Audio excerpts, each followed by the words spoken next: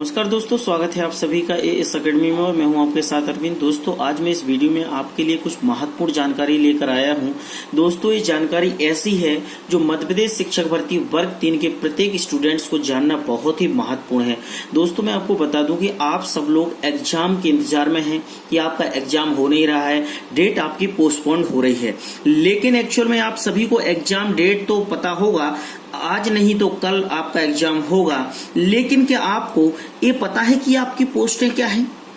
जब तक आपको अपना पोस्ट पता नहीं होगी तब तक आप अपना लक्ष्य निर्धारित नहीं कर सकते हो। मैं आपको एक बात बता दूं, यदि मान लिया कि आप अपने घर से मार्केट जाते हैं और जब आप अपने घर से मार्केट गए और आपको अपने घर से मार्केट जाने के लिए कहा तो है कि भैया मार्केट चले जाओ आपकी मम्मी ने, लेकिन उन्होंने ये नहीं बोला है कि आप मार्केट से क्या लेकर आएंगे, सब्जी लाना, दूध लाना, चावल लाना, क्या जो भी XYZ लाना। तो आपको जब तक पता नहीं होगा तो आप मार्केट से कुछ भी नहीं खरीद के लाओगे। आप क्या करोगे? सिर्फ खाली हाथ घर पर लौट के आ जाओगे। या फिर आपकी मम्मी जब आपसे बोल दें कि बेटा घर से जाओ और वहां से आपको क्या लाना है, दूध लाना है और आपको चावल लेकर आना है, तो आप जाओगे दूध और चावल लेके आ जाओगे। समझ रहे हैं मैं उदाहरण क्यों दे रहा हूं आपको? इसलिए कि आपको मध्य प्रदेश शिक्षक भर्ती वर्ग 3 में टीचर बनना है तो आपको अपनी पोस्टों को क्लियर करना जरूरी है। जब तक आपकी पोस्ट क्लियर नहीं होगी तब तक आपका कुछ नहीं होगा, आपका अंततः नुकसान ही होगा। अब मैं आपको बता दूं इसका कैलकुलेशन मैंने कैसे किया है, उस कैलकुलेशन को आप समझिएगा। यदि आपको वो कैलकुलेशन समझ में आ जाता है तो आप सारी रणनीति समझ जाएंगे कि एक्चुअल में सच्चाई क्या है। तो चले हम स्टार्ट करते हैं अपनी बातों को और मैं बता दूं कि मैंने जो कैलकुलेशन किया है वो कैसा है। ये जो कैलकुलेशन जितना भी मैंने किया है ये सारा मैंने अज्यूम किया है, माना हुआ है। ये ऐसा नहीं मैं कह रहा हूं कि भैया ये 100% ट्रू डेटा है जिसके बेस पे मैं आपको बता रहा हूं। लेकिन हाँ, इससे अनुमान ये लगाया जा सकता है कि आप समझ जाओगे कि हमारा नुकसान है कि हमारा फायदा है। ठीक है, अब समझो। देखो, जैसे कि अभी तक आपने ये सुना था कि हमारी 10,000 पोस्टें आएंगी, कोई बोलता 12,000 पोस्ट आएंगी, कोई बोलता 15,000 आएंगी, कोई बोलता 17,000 पोस्ट आएंगी।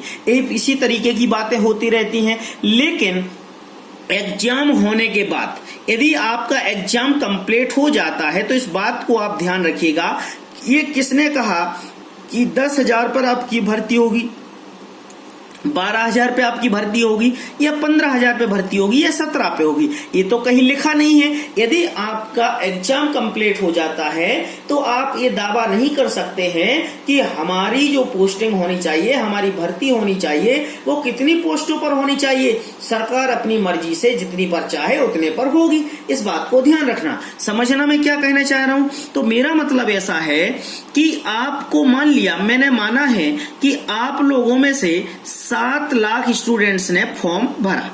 समझ गए? 7 लाख स्टूडेंट्स ने फॉर्म भरा। 7 लाख में से 6.5 लाख स्टूडेंट्स ने पेपर दिया।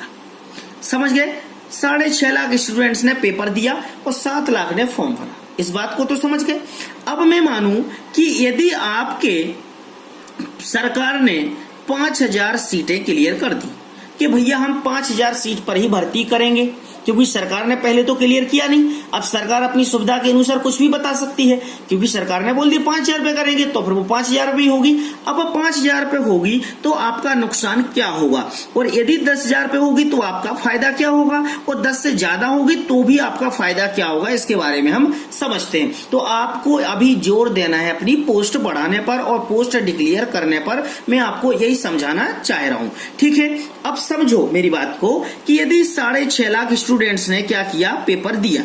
6.5 लाख स्टूडेंट्स ने यदि पेपर दिया तो आपको ये बात पता है कि भाई, अब आपको पता है, पहला रिजर्वेशन एक तो आपको EWS मिल रहा है, दूसरा आपको OBC मिल रहा है, तीसरा आपको SC मिल रहा है, फोर्थ आपको ST मिल रहा है।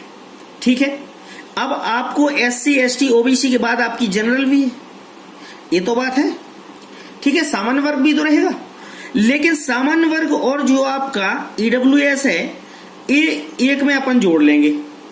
ठीक है, अब आपको मानो कि भैया जो EWS और जो सामान्य वर्ग के स्टूडेंट्स हैं इनको हम एक में लेते हैं, तो ऐसा माने कि इनमें से 2.5 लाख स्टूडेंट्स ने पेपर दिया। ओबीसी के जो स्टूडेंट्स हैं उनमें से आपको 2,10,000 ने पेपर दिया। एससी के स्टूडेंट्स हैं उनमें से 1,20,000 स्टूडेंट्स ने पेपर दिया।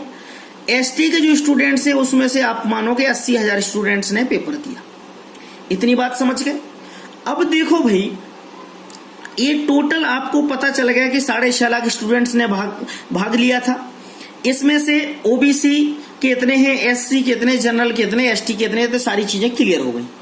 अब मैं आपको बता दूं कि आपको यदि कहा जाए, समझना, आपको यदि कहा जाए कि भैया ईडब्ल्यूएस को आपको 10% रिजर्वेशन मिल रहा है, ठीक है, ओबीसी को मान लेते हैं 27% रिजर्वेशन यदि क्लियर हो गया, मैं ये नहीं बोल रहा हूं कि हो गया, हो सकता भविष्य में हो गया, ठीक है, और 27% रिजर्वेशन के अकॉर्डिंग इनकी भर्ती हुई तो भी समझिए क्या होगा। यदि मान लेते हैं एससी में आपको 16% रिजर्वेशन मिल रहा है, एसटी में आपको 20% मिल रहा है, ठीक है, यदि आपको ये रिजर्वेशन मिलता है, इस रिजर्वेशन के अकॉर्डिंग आप यदि बात पूरी इनकी पोस्ट निकालें तो किस कैटेगरी के लिए कितनी पोस्टें मिलेंगी इसका हिसाब हम जरा समझते हैं। एससी को यदि हम निकालेंगे तो दोस्तों एससी के लिए यदि मान के चलो फाइनली मान लेते हैं तो आपको कम से कम 800 पोस्टें मिल रही है ना। एसटी के लिए 800, एससी के लिए आपकी 1000, ओबीसी के लिए मिल जाएंगी आपकी 1350 और जनरल के लिए मिल जाएंगी ईडब्ल्यूएस और दोनों मिला के मिल जाएंगी 1500 पोस्टें मिल जाएंगी। अब मैं इसमें से क्या करता हूं, 300 पोस्ट को एक्स्ट्रा रख दी। ये एक्स्ट्रा क्यों रख दी मैंने, क्योंकि एक्स सर्विसमैन हैं, फिजिकल हैंडीकैप्स हैं और जो भूतपूर्व सैनिक हैं उनके लिए 300 पोस्टें मैंने बचा दी। अब भैया 300 पोस्ट बचाने के बाद आप ये देखो कि आप ये निकालोगे भैया एक सीट पर कितने स्टूडेंट्स लड़ रहे हैं। यदि आप इसका रेशियो निकालोगे तो जनरल की यदि हम बात करें तो 166 स्टूडेंट्स एक पोस्ट के लिए लड़ रहे हैं। ओबीसी में बात करूं तो 148 स्टूडेंट्स हमारे किसके एक सीट के लिए लड़ रहे हैं।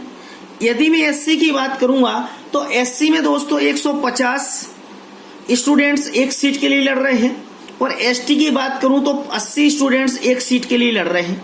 ये मैंने एज्यूम किया है, ये 148 और 150 है, एक थोड़ा बहुत क्रैश कर रहा है, मैं वो हो सकता है 19-20 इधर उधर हो, लेकिन मैं आपको पहले कह चुका ये 100% डेटा सिक्योर नहीं। मैं सिर्फ आपको समझाने की कोशिश कर रहा हूं कि यदि आप इस डेटा को समझ जाएंगे तो आप अपनी पोस्ट क्लियर कराने में जुट जाएंगे।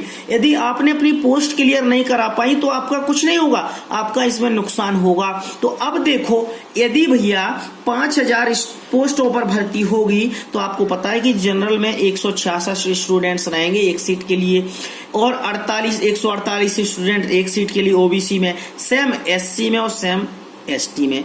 अब मान लेते हैं कि यदि यही सीटें मैं 5000 और प्लस कर दी तो सीटें बढ़ के आपकी 10,000 हो जाती हैं।